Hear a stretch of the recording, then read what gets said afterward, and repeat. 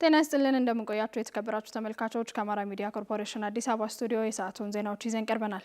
ዮሐና መኮንን ከመላይ ስቱዲዮና የስርጭት ባለሙያዎች ጋር የዕለቱን ዜናዎች ወደ እናንተ እያደረስኩ አብራችሁ ቆይታ አደርጋለሁ። አብራችሁ ነው። ወደ ቀዳሚው ዜና አልፋለሁ። ወጣቶች ሰላምን ለማረጋገጥና ልማትን ለማስቀጠል የበኩላቸውን ሚና እንዲወጡ በምክትል ርዕሰ መስተዳድር ማዕረግ የማህበራዊ ዘርፍ አስተባባሪ ዶክተር ሙሉነሽ ደሴ ገለጹ።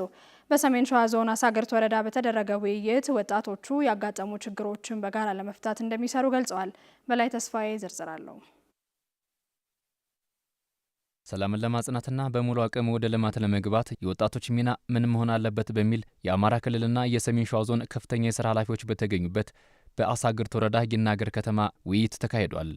ወጣቶቹ የልማትና የመልካም አስተዳደር ጥያቄዎችን አንስተው ዘላቂ ሰላምን ለማረጋገጥም የድርሻቸውን እንደሚወጡ ገልጸዋል። እኛ ልማት እንፈልጋለን። የይናገር ወጣት የሰላም ወጣት ነው። ሰላም ታታሪ ወጣት ነው። ከሰራን ሰላም ይመጣል። እማንሰራ ከሆነ ግን በርካታ ወጣቶች እየተመረቁ ስራ ተቆጭ ነው ያሉት። አንዱ መልሱ ተመልሷል ተብሎ መንግስት ታመለሰልን ይሄ ምንድነው የምፈልጉት ይባላል። ከዛ እየተጣራ ሲመጣ የማይመለሱበት ነገር የለም። የአማራ ወንድም እህት ሆነን የምንኖር ሰዎች ባንገዳደል በውይይትና በድርድር ብንፈታው የሚል ሐሳብ ስላለኝ ነው። የልማት ስራዎችን ለማስቀጠል በቅድሚያ ሰላም ላይ በጋራ መስራት እንደሚገባ የወረዳው ዋና አስተዳዳሪ አላዩ ብሬ አሳስበዋል። እና አይጠቅምም ከጫካ ውጣ ብሎ ወደ መንግስት ሊያቀራርብ የሚችል ወጣት፣ አዛውንት፣ ማህበረሰብ፣ የሀገር ሽማግሌ፣ የሃይማኖት አባት ጭምር ያስፈልጋል። ማንም ከሌላ ቦታ መጥቶ የወጋን የለም፣ ጦር ይዞ የሰበቀን የለም። የራሳችንን ቤት ራሳችን እስካፈረስነው ድረስ የራሳችንን ያፈረስነውን ቤት መልሰን መገንባት ያለብን እኛና እኛ ብቻ ነን። ከግጭቱ የተገኘው መጠፋፋት ብቻ ነው ያሉት የሰሜን ሸዋ ዞን ምክትል አስተዳዳሪ ተክለየስ በለጠ ወጣቱ ሰላምን በማረጋገጥ ወደ ልማት መግባት እንዳለበት ነው የገለጹት። ይሄ ሁኔታ ውርደት ነው ያመጣልን፣ መፈራረጅ ነው ያመጣልን። እናንተ ሚናችሁ ከፍተኛ ስለሆነ እኛ የምናግዘው እንስራ። እዛም ያሉት ወንድሞቻቸው ይምጡ፣ እንተቃቀፍ። በቃን፣ ከዚህ በኋላ ሞት በቃ ይብቃ። ይሄ ትውልድ ደግሞ የዛሬ የሀገሪቱ ባለቤት ነው፣ ለነገ ትውልድ ደግሞ አስረካቢ ነው። ከባለፈ ያስረከቡናል፣ እናንተ ተረከቡና ደግሞ ወይ አሪፍ ሀገር ታስረክባላችሁ ወይ የጠፋ ሀገር ታስረክባላችሁ። ይሄ ተፈጥሯዊ ነው። ተስፋ ያለው ሀገር ነው። መሬት አለን። አየር ንብረቱ ለሁሉም የግብርና ስራ የሚመች ነው። መልማት እንችላለን፣ መለወጥ እንችላለን። ራሳችንን ከሌሎች ተጽዕኖ ነፃ ማድረግ አለብን ያሉት በአማራ ክልል በምክትል ርዕሰ መስተዳድር ማዕረግ የማህበራዊ ዘርፍ አስተባባሪ ዶክተር ሙሉነሽ ደሴ ናቸው። ሰው መጀመሪያ መሆን ያለበት ራሱ ነው። ለሰው ልጅ ዳኛው የመጀመሪያ ዳኛው ህሊናው ነው። ስለዚህ መጀመሪያ ራሳችን ዳኛ ህሊናችን አድርገን ለምንድን ነው የሚያወራው እነዚህ ዩቲዩብ ላይ እኛን ውቃው ደብልቀው እያሉ ሚንዱን እርስ በርሳችን የሚያጫርሱን ልጆቻቸው የት እንዳሉ ታውቁታላችሁ። የምስኪን ወገኖቻችን ልጆች ግን ቤታቸው ነው እየዋሉ ያሉት። እዚህ ያሉት ደግሞ የኛ ወገኖች ታግተው በሰጡት ሚሊየንስ አዲስ አበባና ሌላ ሀገር ወስዶ ልጆቻቸውን ያስተምራሉ። ታግቶ ብር የሚከፍለው ወገኔ ግን ልጆቹ ቤት ይውላሉ። ግን በሚዛኑ ማየት ያስፈልጋል። ከወጣቱ ይህ በጣም ይጠበቃል። ወጣቱ በእውቀትና በክህሎት ራሱን ማዳበርና የሀገር ተረካቢነት ሚናውንም መረዳት አለበት ነው ያሉት። ራሳችሁን በእውቀትና በክህሎት አዳብሩ። በአስተሳሰብ ዓለም ምን ይመስላል? የ21ኛው ክፍለ ዘመን ዓለም ምን ይመስላል? አገር ምን ትመስላለች? ምን አይነት ወጣት ነው በዚህ ዘመን የሚያስፈልገው? አስተሳሰባችሁ በዚያ ቃኙት። የ25 ዓመቱ እቅድ ባለቤቶች ብዙውን ረጅሙን ጊዜ የምትፈጽሙት እናንተ ናችሁ። የተወሰናችሁት አሁን ባቀነው በ5 ዓመቱ ላይ የምትሳተፉ፣ የተወሰናችሁት በሁለተኛው ምዕራፍ ላይ ይዛችሁ እስከ መጨረሻው የምታዘልቁ ወጣቶች እናንተ ናችሁ። ተስፋዎቹ ለዚህ ክልል በሰሜን ሸዋ ዞን አንጎለላና ጠራ ወረዳ 6000 ሄክታር የሚጠጋ መሬት በመስኖ ለማልማት እቅድ ተይዞ እየተሰራ መሆኑ ተገለጸ። የክረምትን ዝናብ ጠብቆ ከማልማት ወጥተው በተለያዩ የመስኖ አማራጮች በማልማታቸው ኑሯቸው እየተሻሻለ መምጣቱን በመስኖ ልማት ላይ የተሰማሩ አርሶ አደሮች ተናግረዋል። ፋንታነሽ መሐመድ ዝርዝር አላት። በሰሜን ሸዋ ዞን አንጎለላና ጠራ ወረዳ ቡራና ጦጦሴ ቀበሌ ነው የምንገኘው። በቀበሌው እንግዲህ ከ1000 ሄክታር በላይ መሬት በስንዴ መስኖ ይለማል። ይህንንም ስኬታማ ለማድረግ ደግሞ አርሶ አደሮቹ ከወዲሁ የእርሻ ዝግጅት እያደረጉ ናቸው የሚገኙት። እነዚህ አርሶ አደሮች የእርሻ ዝግጅታቸውና እንደው በመስኖ ያላቸው ተጠቃሚነት ምንድነው ስንል አርሶ አደሮችን ጠይቀናል። ተመስገን ነው እንግዲህ ድሮ በሳር ቤት ነበር የምንኖረው። አሁን ያው ተሳር ቤት ወደ ቆርቆሮ ቤት አርሶ አደሩ እየተቀየረ ነው። ቆርቆሮ ቤት ውስጥ ነው የሚኖረው። የከብትና የራሱን ቤት ለይቷል። እኔ በፊት መጀመሪያ ምንም የለኝም። ይሄ ወደ መስኖ ከገባው ወዲያ ሽንኩርት መዝራት ጀመርኩ፣ ካሮት ወደ መዝራት ጀመርኩ። ለውጥ አምጥቼ ቦሮች እንደፈለገ ከሁለት ጥምር በላይ አሳልፌ ላሞችም በቂ ላሞች አልኩ። ቤቴንም አሻሽዬ ከተማን ቦታ ገዝቼበታል። የመሬቱ ስፋት ከፍተኛ ከመሆኑ ጋር ተያይዞ ያለው የውሃ አቅም አነስተኛ እንደሆነ እየነገሩን ነው የሚገኙት። በዚህም ስጋት እንደሆነባቸው ነው የገለጹልን። የውሃ ችግር እርግጣው ይኖራል። ወንዙ ማለትም ተጥቅሙ አንጻር መሬቱ ሰፋ እያለ እየታረሰ ስላለ ቀጣይ አጅማም ያው እየመጣ ስለሆነ ያጅማም ውሃ አለ ይጠቅመናል በሚል ያው እንደ ድሮ አይደለም። አሁን በአሁኑ ሰዓት ሰውም ጥቅሙን ስላወቀ በስፋት ነው የሚያርሰው። በፊት እርሻው እንዲህ አይሰፋም፣ ውሃ ነበረን። አሁን ግን ውሃ ያጥራ የሚል ግምት አለ። ያጥራል፣ ውሃ መሬት በስፋት ታርሶ። በቡራና ጦጦሴ ቀበሌ የአርሶ አደሩ የመስኖ ልማት ተጠቃሚነት ምንድን ነው የሚመስለው ስንል የቀበሌውን ጽሕፈት ቤት ኃላፊ አነጋግረናቸዋል። እንደ ወረዳ ቡራ ቀበሌ የታወቀ ነው። ሰፊ መሬት አለ፣ ሰፊ ውሃ አለን። አርሶ አደሩ ሞር ከመኸር የበለጠ መስኖ ላይ ነው ትኩረት የሚሰጠው እንደኛ ቀበሌ ማለት ነው። እና ገብቶታል። የበጋ መስኖ ስንዴ ወደ 3ኛ ዓመታችን ነው እዚህ ክላስተር ላይ የጀመርነው። አርሶ አደሩ ውጤታማ እየሆነ ነው። አርሶ አደሩ እየተቀየረ ነው። የምግብ ዋስትናውን እያረጋገጠ ነው። በአንጎለላና ጠራ ወረዳ 6000 ሄክታር የሚጠጋ መሬት በመስኖ ለማልማት እየተሰራ መሆኑን የወረዳው ግብርና ጽሕፈት ቤት ኃላፊ አቶ አማረ ትእዛዙ ለአሚኮ ተናግረዋል። አሁን በዚህ ሰዓት እየሰራ ያለ ነው ያው የመስኖ ስራ ነው። መስኖ በተለይ የኛ ወረዳ በጣም ፖቴንሻል ወረዳ ነው። ከፍተኛ የሆነ የውሃ ማማ የሚባል ወረዳ ነው የኛ ወረዳ። የከርሰ ምድር የገጸ ምድር ውሃ ያለበት አጅማ ግድብን ጨምሮ ማለት ነው። ሁለተኛ ሰፋፊ የሚታረስ መሬት በጣም ምቹ የሆነ አካባቢው በጣም ከመድሩ በጣም ሜዳማ የሆነ እና ከፍተኛ መስኖ ፍተሻ ያለበት ነው። ኦልሞስት አጠቃላይ ወደ 10200 ሄክታር የሚሆን ሊለማ የሚችል የመስኖ እርሻ አለን። እስካሁን እኛ የደረስንበት ወደ 6000 ሄክታር ነው። እስካሁን የደረስንበት ግን 4000 ሄክታር ከአጅማ ግድብ ጋር ተያይዞ እሱ ሲጠናቀቅ ሙሉ ለሙሉ የምንገባበት ነው ማለት ነው። ከዚህ ቀደም ይገጥም የነበረውን የአፈር ማዳበሪያ እጥረት እንዳይገጥም ለማድረግ ከ6000 ኩንታል በላይ የአፈር ማዳበሪያ ለአርሶ አደሩ የሚሰራጭ መሆኑን አማረ ትእዛዙ ተናግረዋል። ከዚህ በፊት እንደሚታወቀው ትንሽ ከማዳበሪያ ጋር በተለይ ባለፈው ዓመት 2017 ላይ ለበጋ መስኖ የሚሆን ማዳበሪያ ወይም የአፈር ማዳበሪያ እጥረት ነበረ። በዚህ ዓመት ግን እውነት ለመነጋገር በጣም በልዩ ሁኔታ የዞን ግብርና መምሪያ ጭምር በጣም አግዞና በቂ የሆነ ማዳበሪያ አሁን ላይ መጋዘናችን ላይ እየገባ ነው ያለው ማለት ነው። የበለፈው የቀረበልን አለ ኦልሞስት ወደ 5000 ኩንታል፣ አሁን ላይ ደግሞ ተጨማሪ ደግሞ ወደ 1500 ኩንታል ደግሞ ተጨማሪ እየገባ ያለበት ሁኔታ ነው ያለው። የ25 ዓመቱን የልማት እቅድ ስኬታማ ለማድረግ በግብርናው ዘርፍ ትኩረት ተደርጎ እንደሚሰራም ጠቁመዋል። እንደ ሀገር የተጠናከረ የሀገር በቀል እውቀት ስርዓት እንዲኖር እየተሰራ ነው ሲሉ የትምህርት ሚኒስቴር ዴኤታ ኮራጦሽን የተናገሩ። በከፍተኛ ትምህርት ተቋማት አማካኝነት የሀገር በቀል እውቀቶችን በአግባቡ መሰነድ ለማስቻል ያለመ የአሰልጣኞች ስልጠና በአዲስ አበባ እየተሰጠ ነው። ቤተልሔም ሰለሞን ተጨማሪ አላት። የትምህርት ሚኒስቴር በመላው ሀገሪቱ ያሉ ሀገር በቀል እውቀቶች መረጃን በከፍተኛ የትምህርት ተቋማት ማዕከል በማቋቋም የማሰባሰብ ስራን እየሰራ ይገኛል። ይህንን አሰራር ወጥ ማድረግ የሚያስችል ስልጠና ከ45 ዩኒቨርሲቲዎች ለተውጣጡ ተመራማሪዎችና የፕሮጀክቱ ኃላፊዎች እየተሰጠ ነው። ስልጠናው የመረጃ አሰባሰቡ ላይ ትኩረት ተደርጎ የሚሰጥ መሆኑንም በሚኒስቴሩ የማህበረሰብ ተሳትፎና ሀገር በቀል እውቀት ዴስክ ዳይሬክተር ሰላም አለሙ ተናግረዋል። የሀገር በቀል እውቀት ብዙ ጊዜ እንደሚታወቀው ለልጆቻቸው ነው እውቀቱንም ተደራሽ የሚያደርጉት የነበረውና ግን በምን መልኩ ነው በሪሰርች ያው ዴታ ኮሌክሽኑ ላይ በደንብ ተዘጋጅተው አሁን ስልጠናው እሱ ላይ ፎከስ አድርጎ እየሰራ ያለውና በምን መልኩ ነው የሀገር በቀል እውቀት አዋቂዎችን እውቀቱን እንዴት ቢጠይቋቸው ለነሱ ደግሞ በምን መልኩ ይሰጧቸዋል የሚለውን ትኩረት አድርገው አሁን ትሬኒንግ እየወሰዱ ያሉት ማለት ነው፣ በቀላሉ መረጃውን ለማግኘት። የሀገር በቀል እውቀቶችን ባለፈው አንድ ዓመት እንደየአካባቢው ነባራዊ ሁኔታ መረጃዎችን ሲሰበስቡ መቆየታቸውን የገለጹት ተሳታፊዎቹ እነዚህ እውቀቶች እንዲወጡና ለሀገር እንዲጠቅሙ በሙሉ አቅማቸው እየሰሩ መሆኑን ገልጸዋል። የሀገር በቀል እውቀት ጎንደር አካባቢ፣ የሀገር በቀል እውቀት ደቡብ አካባቢ ይለያያሉ። በየኮንቴክስቱ የሚለያይ ስለሆነ እንደ አውዱ የሚለያይ ነው። እኛ በዋናነት ወደ 7 አካባቢ ቴሞችን ቶፒኮችን መርጠናል። እነዛ ላይ ነው መረጃ የምንሰበስበው ማለት ነው እና ተሰብስቦ ምን ይሆናል ዶክመንት ይደረጋል፣ ይተነተናል።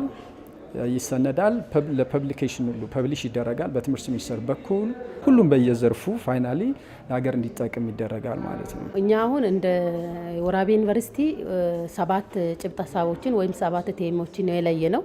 በጣም ብዙ ሰፋፊ ያሉ በሰባቱ ላይ እንሰራለን ብለን ነው ያሰብነው። ሞር ደግሞ ወደ ስራው ስንገባ የተሻለ ምን አለ ከዚህም በተሻለ የሚለውን ነገር በደንብ እናወጣለን ብለን እናስባለን። በትምህርት ሚኒስቴር የከፍተኛ ትምህርት ልማት ዘርፍ ሚኒስትር ዴኤታ ኮራጦ ሹኔ ኢትዮጵያ በዘርፉ ያላትን መቃቀም ሳትጠቀምበት መቆየቷን ገልጸው የሀገር በቀል እውቀት ሀብት መሆኑን መረዳትና ጥቅም ላይ መዋል ይገባል ነው ያሉት። ዋና ዓላማው ኢትዮጵያን በሙሉ የሚያቅፍ የሀገር በቀል እውቀት ዘገባ ወይንም ምዝገባ ስራ ይካሄዳል። የሀገር በቀል እውቀትን መጠቀም ማለት ያንን እምቅ ሀብት በቴክኖሎጂ አስደግፎ ለጤና፣ ለማህበራዊ ችግር፣ ሌሎችም ለኢኮኖሚ ጉዳዮች እንደ መፍትሄ መጠቀም ማለት ነው። ያንን ግን በትክክል መዝግቦ ይዞ ጥቅም ጉዳቱን አውቆ ከሌላ አካባቢ የመጣውን እውቀት ከራስ አገር በቀል እውቀት ጋር አጣጥሞ ራሱን ችሎ የራሱን እውቀት አክብሮ የሚሄድበት አካሄድ ነው። እስካሁን እንደምታውቁት ኢትዮጵያ ብዙም አልተጠቀምንም። ስለዚህ በሌላ መልኩ ያንን እምቅ እውቀት ወደ ኢኮኖሚ ሀብት፣ ወደ ማህበራዊ ጥቅም የመቀየር በሳይንስ መሰረት ላይ አድርጎ የመሄድ አቅጣጫ ነው ማለት ነው ሀገር በቀል እውቀት መጠቀም ማለት። እንደ ሀገር የሀገር በቀል እውቀቶችን መረጃ ማሰባሰቡ ወጥና የተጠናቀረ የሀገር በቀል እውቀት ስርዓት እንዲኖር እንደሚያስችልም ሚኒስትር ዴኤታው ጠቁመዋል። ከተሰባሰበ በኋላ በትምህርት ካሪኩለም ውስጥ እንዴት መግባት ይችላል? እንዴት ወደ አገር ኢኮኖሚ ልማት መቀየር ይቻላል? ይህን እንዴት ወደ ዓለም ገበያ መውሰድ ይቻላል? ብዙ ጥያቄዎች ሊነሱ ይችላል። ግን ከዚያ በፊት ምን አገር በቀል እውቀት አለን የሚለውን ጥያቄ የሚመልስ ነው ማለት ነው የዛሬው። ይሄ ጥናት ሲያልቅ ምናልባት ዛሬ 6-7 ወር በኢትዮጵያ ያለው የተጠናቀረ የአገር በቀል እውቀት መዝገብ ይኖረናል ማለት ነው። ስለዚህ ይሄ በመማር ማስተማሩ ላይ፣ በምርምሩ ላይ፣ በኢኮኖሚ ልማቱ ላይ እንደ ኢምፓክት አለው ማለት ነው። ተጽዕኖ አለው ማለት ነው። ፖዚቲቭ ተጽዕኖ አለው። ስልጠናው ለተከታታይ 3 ቀናት እንደሚቀጥልም ተገልጿል። በየትምህርት እርከኑ ያሉ ችግሮችን በመለየትና ተገቢውን ምላሽ በመስጠት ጥራትን ለማረጋገጥ እየተሰራ መሆኑን የሰሜን ሸዋ ዞን ትምህርት መምሪያ አስታወቀ። ተቋማትን በቅርበት በመደገፍ የተማሪዎችን ውጤታማነት እውን ለማድረግ በትኩረት ይሰራል ነው የተባለው። የበላይ ተስፋዬን ዘገባ ደጀኔ በቀለ ያቀርበዋል። በአማራ ክልል ትምህርት ላይ ያጋጠመውን ችግር ለመቅረፍ መፍትሄዎች ላይ ያለመ ድጋፍና ክትትል እየተደረገ ነው። በቢሮው የስርዓተ ትምህርት ዝግጅትና ትግበራ ዳይሬክቶሬት የፊዚክስ ባለሙያ አለኸኝ መልካሙ ችግሮችን ለመቅረፍ የራስን አቅም አሟጦ መጠቀም እንደሚገባም ገልጸዋል። ችግርን መለየት፣ መንስኤውን እንደዚያው ማወቅ፣ መንስኤው ከታወቀ መፍትሄውን አስቀምጦ የትምህርት ችግሮችን መፈታት መቻል አለበት።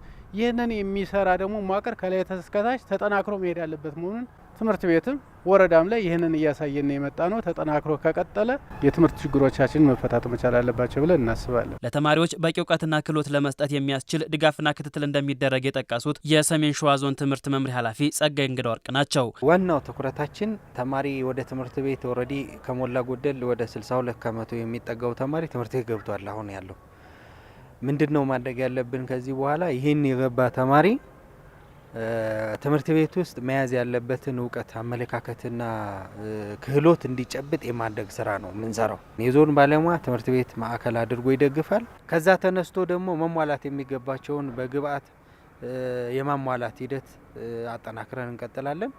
የዞኑ አጠቃላይ ባለሙያ ለዚህ ዝግጁ ነው። በተለይ ደግሞ የክልሉ ባለሙያዎች፣ አመራሮች ታች ድረስ ወርደው የሚያደርጉት ድጋፍ የኛን የስራ ተነሳሽነት በእጅጉ ጨምሮታል። ይህንን የበለጠ አጠናክረን እንሄዳለን። የትውልድን እጣ ፈንታ በመገንዘብ ተማሪዎችን ወደ ትምህርት ተቋማት መላክ የሁሉም ድርሻ መሆን ይገባል ነው ያሉት በምክትል ቢሮ ኃላፊ ደረጃ የትምህርት ቢሮ አማካሪ ካሳሁን አዳነ።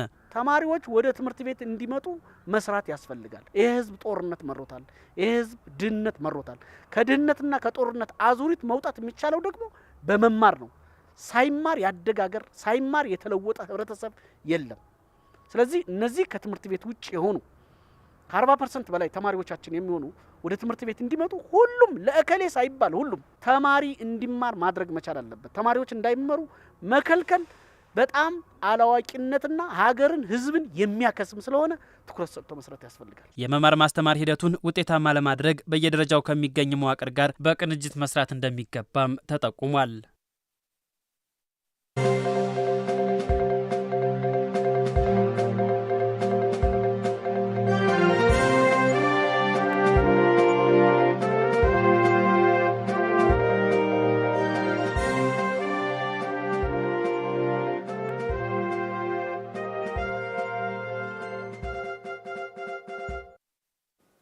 ዜናዎቻችን ወደ እናንተ መድረሳቸውን ቀጥለዋል ተመልካቾች። አሁን ደግሞ ቀለሞቻችን ወደ ተሰኘው የዜና ምዕራፋችን እናልፋለን።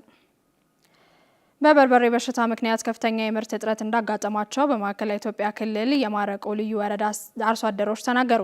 የወረዳው አስተዳደር በበኩሉ ምርቱን የሚያጠቁ በሽታዎችን በዘላቂነት ለመቆጣጠር ከተለያዩ አካላት ጋር በቅንጅት እየሰራ መሆኑን ገልጿል። ቤተልሔም ሰለሞን ተጨማሪ አላት። በበርበሬ ምርቱ በስፋት የሚታወቀው የማረቆ ልዩ ወረዳ በዘንድሮ የምርት ዘመን ከፍተኛ ምርትን ለማምረት ታቅዶ ወደ ስራ ቢገባም ምርታማነቱ ግን አካባቢው ከዚህ ቀደም የሚታወቅበት በነበረው ልክ ሊሆን አልቻለም። ይህም አምራች አርሶ አደሩም ይሁን የምርት ነጋዴው የጠበቁትን ያህል ምርት ባለማግኘታቸው ተጽዕኖ እንዳሳደረባቸው ይናገራሉ። ማዳበሪያ ውድ ነው፣ መንገዛ መድኃኒቱም ውድ ነው።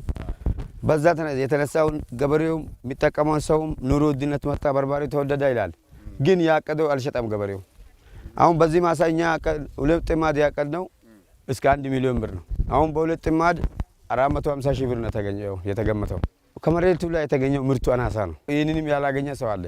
ለገበያ የምናቀርበው ከዘንድሮ እና ካምናው ሲነጻጸር ዘንድሮ ጭማሪ አለው፣ ከፍተኛ ጭማሪ አለው። ዘንድሮ በዋጋ ሳይሆን በምርት ዙሪያ በጣም ወርዷል። ዘንድሮ ምርት ብዙም የለም። ከፍተኛ ምርት የነበረው አምና ነው። ዘንድሮ በበሽታ አብዛኛው አርሶ አደር ተጎድቷል። በሽታ እያጠቃው ነው ያለው። ይሄን ደግሞ መንግስት ትኩረት ሰጥቶበት መስራት አለበት። ምርምር ላይ በጣም በሽታ እየበዛበት ነው። የማረቆ ልዩ ወረዳ አስተዳዳሪ ጀማል አማሮ በበኩላቸው የበርበሬ ምርትና ምርታማነትን ለማሳደግና በርበሬን የሚያጠቁ በሽታዎችን ለመከላከል ከምርምር ተቋማት ጋር በመቀናጀት የተለያዩ ስራዎች እየተሰሩ ቢቆዩም በሚፈለገው ልክ ውጤት ሳያመጡ የምርት መቀነስ ማጋጠሙን አረጋግጠዋል። ዘላቂ በሆነ መንገድ የበርበሬን በሽታ ለማግኘት አልተቻለም። ነገር ግን ምንድነው አሁን እየተከተልን ያለ ነው? አንደኛው ክሮፕ ሮቴሽን የምንለውን በርበሬ ዘንድሮ በተተከለበት ቀጣይ ዓመት መድገም የለብንም፣ መቀየር አለብን። ከዛ ባሻገር አዳዲስ ማሳዎችን ለበርበሬ መፈለግና ለበርበሬ የሚያስፈልጉ መድኃኒቶችን ክትትል በማድረግ የበርበሬ ምርትና ምርታማነት እንዲጨምር የማድረግ ስራ እየሰራን ነው። ያም ሆኖ ግን አሁንም የበርበሬ ምርታማነት ማረቆ በሚታወቀው ልክ አይደለም። በጣም ፖቴንሻል የሆኑ ቀበሌዎች በጣም በርበሬ ያመርታሉ ብለን የምንጠብቃቸው ቀበሌዎች በርበሬን በዛ ልክ እያመረቱ አይደለም። ይሁን እንጂ ልዩ ወረዳው በስፋት የሚታወቅበትን የማረቆ ፋና በርበሬን ጨምሮ አጠቃላይ ምርቱን ወደ ቀደመ ምርታማነቱ ለመመለስና በሽታዎችን በዘላቂነት ለመቆጣጠር እቅድ ተይዞ ወደ ስራ መገባቱንም ዋና አስተዳዳሪው ገልጸዋል። እነዚህ በሽታዎችን ዘላቂ በሆነ መንገድ ከክልል ግብርና ቢሮም ከተለያዩ ምርምር ማዕከላትም ቀጣይ በመስራት በርበሬን የተሻለ ማድረግ እዚህ አካባቢ ላይ ማረቆ ፋና የሚባለው በርበሬ ከሌሎች አካባቢ በርበሬዎች ይለያል። ማረቆ ፋና በርበሬ ከድሮ ጀምሮ የሚታወቅ በርበሬ ነው። ይሄ በርበሬ ያንን ማንነቱን ዛሬም ይዞ እንዲቀጥል እኛም በክላስተር በሽታውን ለመቆጣጠር ቀጣይ አቅደን ስራ መስራት ያለብን ስራ አለ ብለን እኛም የያዝናቸው ነገሮች አሉ። ልዩ ወረዳው ከከፍተኛ የትምህርትና የምርምር ተቋማት ጋር በመስራትም በቀጣይ የአርሶ አደሩ ምርትና ምርታማነት በማሳደግ ተጠቃሚ ለማድረግ ይሰራልን ብሏል። በመጨረሻ አጫጭር ዜናዎችን ወደ እናንተ እናደርሳለን። ፍሬት መንግስቴ ታቀርባቸዋለች።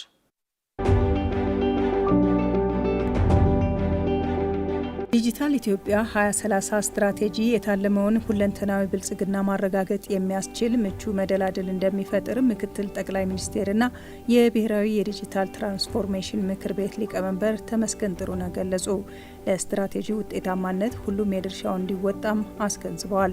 መንግስት የዲጂታል ኢትዮጵያ መርሃ ግብርን የዘረጋው ከሀገር በቀል የኢኮኖሚ ሪፎርሞች ከ10 ዓመት መሪ የልማት እቅድና ከአፍሪካ አህጉራዊ የትራንስፎርሜሽን ስትራቴጂዎች መሆኑን አንስተዋል።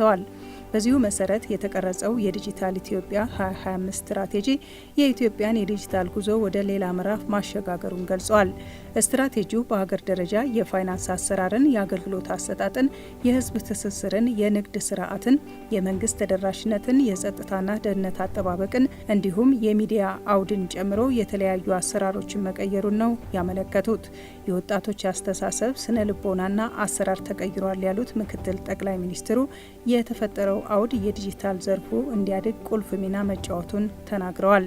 ዲጂታል ኢትዮጵያ 2030 ስትራቴጂ ኢትዮጵያ ወደ አዲስ ታሪካዊ ምዕራፍ የተሸጋገረችበት መሆኑን ገልጸው ስትራቴጂው በቅርቡ በሚኒስትሮች ምክር ቤት መጽደቁንም አስታውሰዋል።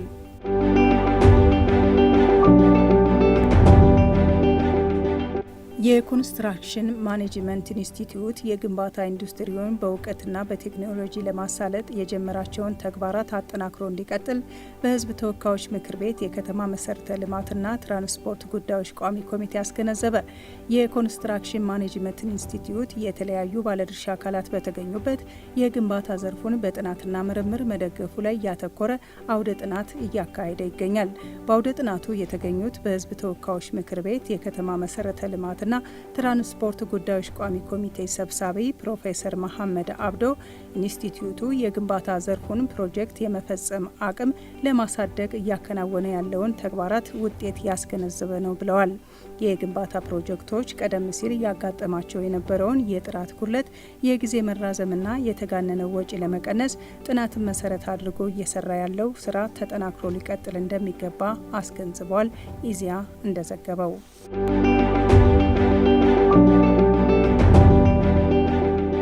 ከጥር 23 ጀምሮ ለአንድ ጊዜ አገልግሎት ብቻ የሚውሉ ስስ የፕላስቲክ ከረጢቶችን የሚጠቀሙ የሚያመርቱና ወደ ሀገር ውስጥ የሚያስገቡ አካላትን መቅጣት ሊጀምር መሆኑን የአካባቢ ጥበቃ ባለስልጣን አስታወቀ። ለአንድ ጊዜ አገልግሎት ብቻ የሚውሉ የፕላስቲክ ምርቶችን ማምረት፣ ወደ ሀገር ውስጥ ማስገባትና ይዞ መገኘት የሚከለክለው አዋጅ ሐምሌ 23 ቀን 2017 ዓ.ም ጀምሮ የጸደቀ ቢሆንም ባለስልጣኑ የ6 ወራት የሽግግር ጊዜ ሰጥቶ ቆይቷል። ጉዳዩ ከሚመለከታቸው የፕላስቲክ አምራቾች፣ ተጠቃሚዎች እንዲሁም አማራጭ የወረቀት ከረጢት አምራቾች ጋር ሰፊ ውይይት ተደርጓል ብለዋል።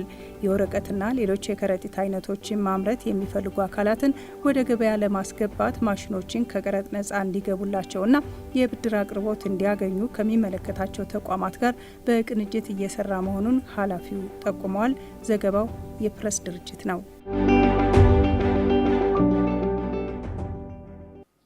የተከበራችሁ ተመልካቾቻችን ከአማራ ሚዲያ ኮርፖሬሽን አዲስ አበባ ስቱዲዮ ለሰዓቱ የያዝናቸው ዜናዎች በተከታተላችኋቸው መልኩ ተጠናቀዋል። አብራችሁን ስለነበራችሁ ከልብ እናመሰግናለን። በያላችሁበት ጤና ይስጥልን።